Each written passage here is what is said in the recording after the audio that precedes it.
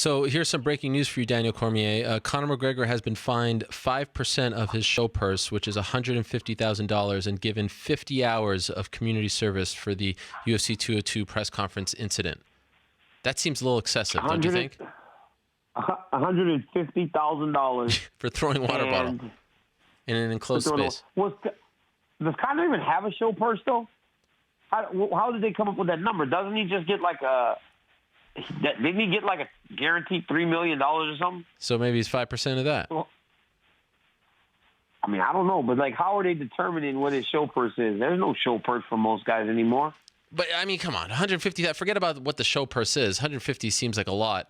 It's a lot of money. It was like it's like Nick Diaz. How much did they find Nick Diaz a couple of years ago? You know, it was an excessive amount of money, and I don't think Nick's paid that yet. So it's like until he pays that, he can't even fight. It's such a large amount of money. This is why it's interesting that they're laying down the hammer here, because I feel like this is a bad omen for your boy John Jones. I feel like they are going to try to make an example out of him, and anyone thinks that he'll be able to return, in December or January, you're probably kidding yourself. And I thought it was interesting that when they delayed his hearing, it was supposed to be today, they delayed it. Then a couple days later, they announced you versus Rumble. Was the UFC holding out hope that you guys would fight next? And if so, was that the right call in your opinion?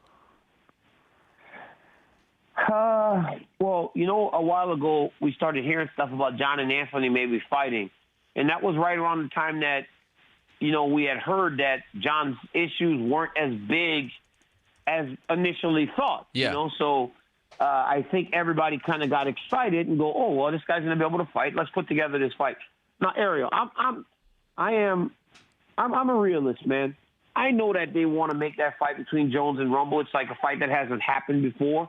And if I beat Anthony and say I was to go and lose to Jones again, that fight may never happen, Anthony and John. So it's like, do we really want to let Daniel beat this dude again, or do we want to just match him up now? And I think that was the thought process behind it.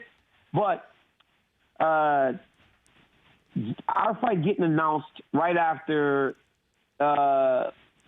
just kind of out of nowhere, and then him postponing that thing, someone must have gotten wind that, even though it may not be as bad as we initially thought, it might still be pretty bad. He might be gone for a while. So